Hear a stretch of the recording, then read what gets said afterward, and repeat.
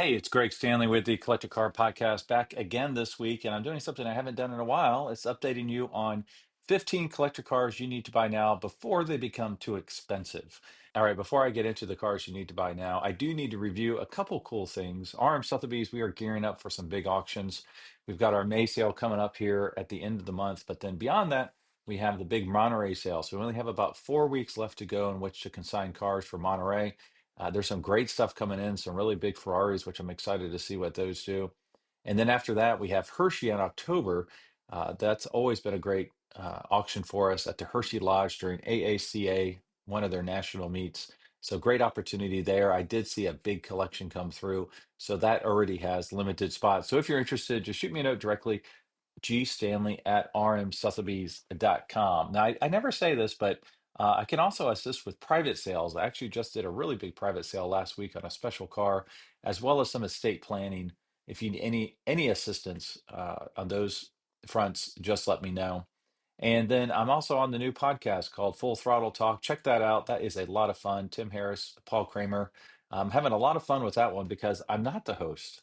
And it makes it fun just being a participant and able to joke around a little bit. So you can check that out anywhere you find your favorite podcast. And then lastly, I did launch Octane FM, which I know you all are aware of, as there's a new song posting pretty much every day. If you don't like those, I apologize, but hopefully you do. It's a lot of fun for me to do. And if you would like for me to make a song for you, just shoot me a note as well. So those will probably slow down a little bit. I'll do one or two a week versus one every day. Also, if you like this podcast, please share with your friends. And I would love to be a little bit more engaging with you. So if you have any collector car market trend questions or anything at all, please shoot me a note at Greg at the Collector Car Podcast or G Stanley at RM Sotheby's, and I will answer them on the air. Now, as I mentioned, Octane FM, you've heard a lot of that happening recently. If you go to YouTube, you'll see some fun images I create for it. So here's the newest one. Now, again, this is just 30 seconds. The entire song will be at the end. So let's listen in. Ba-da-da, shooby-doo-wop, vroom vroom flop. Where'd the soul in driving go? Let's roll! They used to rumble, they used to roar. Now I can tell my car from my fridge anymore. Used to get goosebumps just from a glance. Now every ride's got the same dull stance. Got buttons for everything, seat to the air, but nothing that makes the neighbors stare. No fins, no chrome, just plastic grace, like a dishwasher running a quarter-mile race. All right, now let's get started to the cars that you need to buy now before they get to be too expensive. Now, I apologize. I will not be able to find the exact car for all of the pictures if you are watching on YouTube. So it might be a 924 Turbo I'm talking about, but I might throw up a 944 picture just because I have limited pictures in which I can use without some sort of copyright infringement issue. So the number one car on the list is the 1980 to 1982 Porsche 924 Turbo, the Type 31. The original MSRP was approximately $20,000, and today you can pick one up for around $15,000. Now, why would you buy this car? Well, the 924 Turbo was Porsche's second turbocharged road car, offering a unique blend of performance and affordability. Its lightweight design and balanced handling make it an attractive option for enthusiasts seeking a classic Porsche experience without the hefty price tag. Now, I do want to capture some of the known issues with these cars. And for the Porsche 924 Turbo, you need to watch out for fragile turbochargers, weak cylinder head gaskets, and limited parts availability for the 931 specific components. I've seen these before in the past, just riding away in some fields. And I think a lot of times it's because of the rarity of some of the parts. So be careful when you buy. They're not the fastest things in the world, but they are cool. So again, 1980 to 1982 Porsche 924 Turbo. Next up is the 1974 to 1979 Jaguar XJ12L Series 2. Now, the original MSRP on this car was $13,000, current value approximately $14,300. Now, why would you buy one of these? The Series 2 XJ12L, L, I believe that's for longer wheelbase, represents the pinnacle of Jaguar's luxury sedans from the 1970s. Featuring a 5.3-liter V12 engine and a plush interior, it's a symbol of British automotive elegance that's still within reach for collectors. These are very attractive cars. Interiors are very attractive. Now, the known issues: be aware of overheating problems, Lucas electrical gremlins, and expensive V12 engine maintenance. So, word of caution again, I think it's going to apply for all of these cars. Buy the best unmolested version you can find that's been well maintained, and you should be 80% there. All right, third, 1966 to 1970 Oldsmobile Toronado. The original MSRP was just over $4,000. Current value around $25,000. Now, why would you buy this? As the first American front-wheel drive car since the 1930s, the Toronado was groundbreaking. Its bold design and powerful V8 engine make it a standout in automotive history.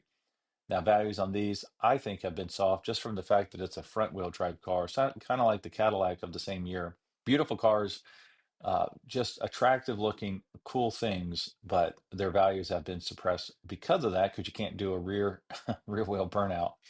Now, known issues: potential torque converter and front suspension wear, along with a cramped engine bay that makes service difficult. So, really, really cool cars. Keep an eye out for one of those. They're a pretty decent buy. Next is the sister to the 924, the 944. Now, if you listen to Full Throttle Talk, you know Paul Kramer is a big advocate of the 944 Turbo, but this one is just the base 944, 1983 to 1991. Beautiful cars, original MSRP just under $19,000, current value around $13,000. Why would you buy this? The 1944 offers a balanced chassis and classic 1980s styling with values starting around $7,500. It's an accessible Porsche that's gaining recognition among collectors. Known issues: timing belt and water pump failures, dashboard cracking, and fragile odometers are common concerns.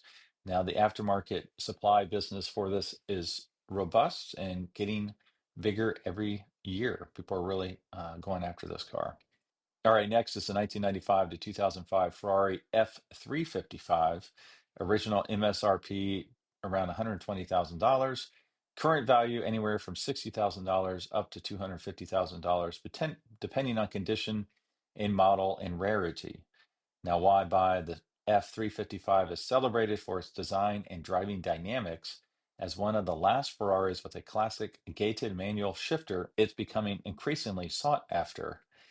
Now these are pretty cool. I've never really warmed up to them. They have aged well, which is nice. But it seems like everything you need to do is an engine out service.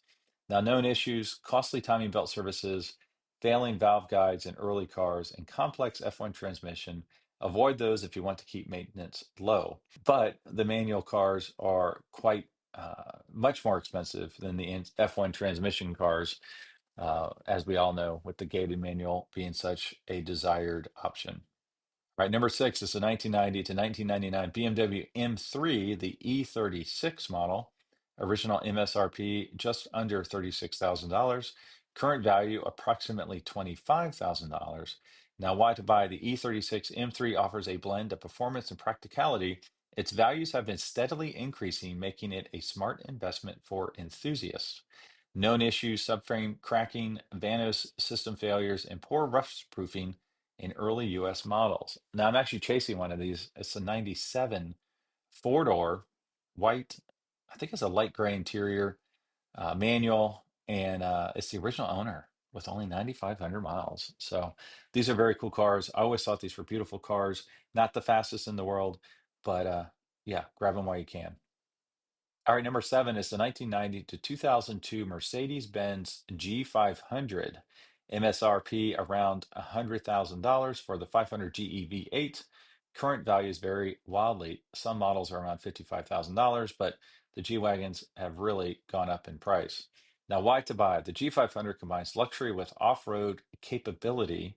Early models are becoming collectible with their boxy design and robust engineering.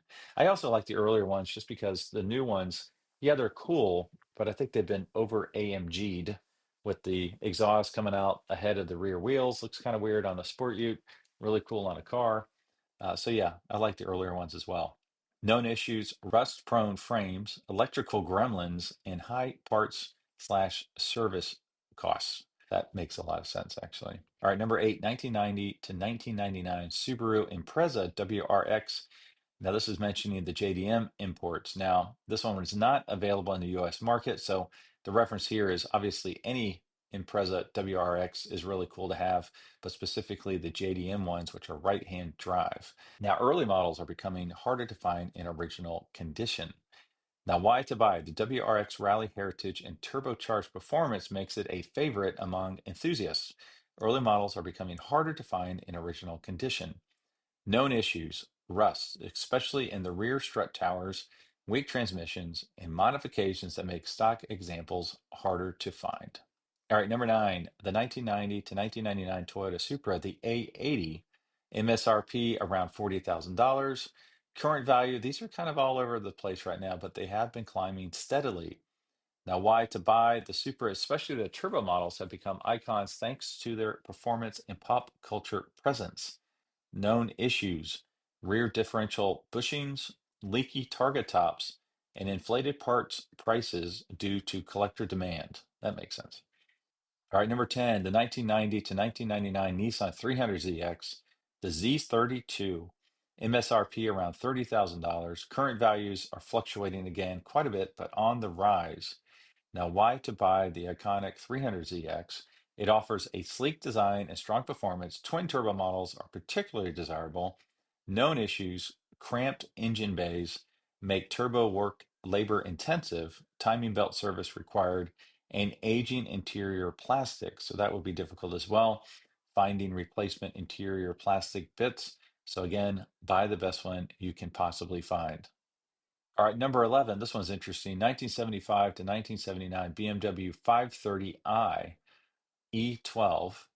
Original MSRP approximately $15,000. Today, around $10,000. Why to buy? The first generation 5 Series is a sleeper with classic BMW dynamics and shark nose looks. These are very attractive cars. Known issues: thermal reactor emissions equipment leads to engine overheating, especially in US models, rust-prone bodies, and finicky fuel injection systems. I know everybody is very familiar with the 2002s, and you're familiar with the E39 M5s later, but there's a lot of BMWs that happened in the 70s that are very cool and have been flying under the radar for a very long time. Number 12 is the 1988 to 1991 Honda Prelude SI 4WS. Now, the original MSRP was around $17,000. Current values increasing. Not a lot of data on these because they're not really tracked at this point, but they have been increasing slowly. Now, why to buy? Advanced four-wheel steering and precise handling make this a standout among late 1980s sports coupes. Basically, any of the Japanese rear-wheel drive, front-engine, manual cars from the 80s and the early 90s are increasing in price. So grab them while you can. Known issues for this car: four-wheel steering system can be costly to repair, and rust is common in rear arches and underbody.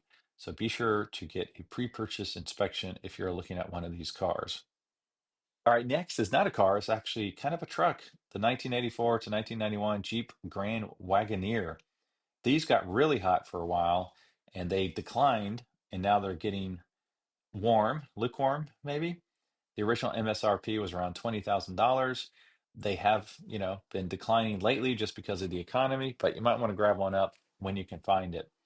Now, why to buy? The original luxury SUV with wood grain paneling and a cult following. This was in, I think, one of the John Candy movies, The Big Outdoors or something. I can't remember, but or maybe it was Chevy Chase, one of the vacation movies. So very iconic. Known issues: poor fuel economy, weak brakes, and spotty reliability from AMC era components. But again, the aftermarket part supply is getting more robust as these continue to be popular. All right, we have two more to go here. Number 14, the 1991 to 1996 Corvette ZR1 C4 generation. Now, original MSRP was approximately $60,000, which was all the money back in the day. I remember when these things came out. Current value, these have been stagnant but are starting to move. Now, I just called it out actually last week on the Full Throttle Talk podcast. There was one that sold at Mecum for, I think it was 60 or just over $60,000, and they have been hanging in the 30 to $40,000 range forever. And that was, I think, the fourth most expensive one ever sold at auction. And in my mind, if you have one of these, get there was a 40th anniversary model, maroon model, that was also a ZR1. Now, why to buy? The King of the Hill ZR1 featured a Lotus design, double overhead cam V8, and world-beating performance. Known issues: secondary injector system issues, leaking weather seals, and rattling interiors. But all Corvettes had rattling interiors back then. The other really cool thing about this car is it truly was unique. The rear haunches, rear fenders were about 3 inches wider than the standard Corvette. There's a lot of cool stuff about that car. Very pretty car, too. All right. And the last one is an interesting one, Italian. For number 15, the 1970 to 1974 Fiat 124 Sport Spider. Original MSRP approximately $3,500. Current value, it's still under 15 grand. So it's a beautiful little car. Why buy? Designed by Pininfarina and offering an affordable taste of Italian motoring, the 124 Spider is a fun, revvy little Italian drop top. Known issues: electrical faults, rust-prone sills, and poor availability of OEM parts. Now, I have a buddy of mine, it's a little later model, but it is a little Fiat Sport Spider.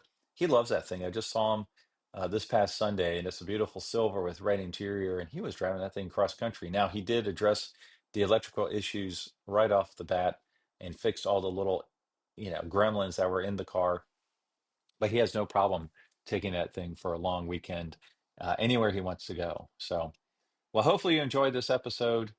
As always, thanks for watching. Thanks for listening. And I will talk to you next week. But remember, I'm going to play the rest of that song right now. You can listen to the rest of them at the Octane FM playlist. So just hit that play all, and you can have some great music streaming in the background. And it's all about cars. Ba-da-da, shooby-doo-wop, vroom, vroom, flop. Where'd the soul in driving go? Let's roll!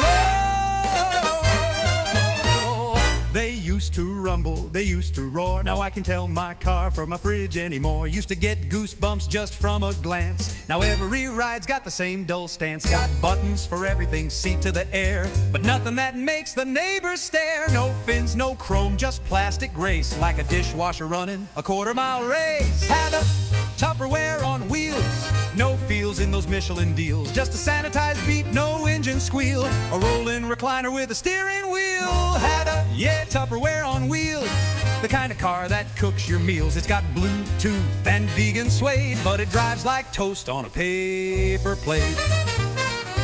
I miss a carburetor with a drinking problem. Attack that red line's just to solve them. Now my ride just softly hums while warning me my seat belt's not done. No scent of gas, no tire smoke thrill, just AI saying please sit still. It's not a car, it's a polite machine. It makes my blender look downright mean. Where's the swagger? Where's the snarl? Where's the coupe that made your heart go yar? Now it's beige and mild and factory tamed, with a name like Zentricom. Like Zentricom, proclaim Tupperware on wheels. Got more tech than Navy SEAL, but no groove, no guts, no thrill appeal. Just cruise control and a cup holder meal. Tupperware on wheels, might as well ride a Roomba's heels. Bring back the jazz, the brass, the bite. These cars today just ain't built right. Doo-wop, vroom, stop. Give me chrome till I drop. Beige won't cut it, I want fire and feels, not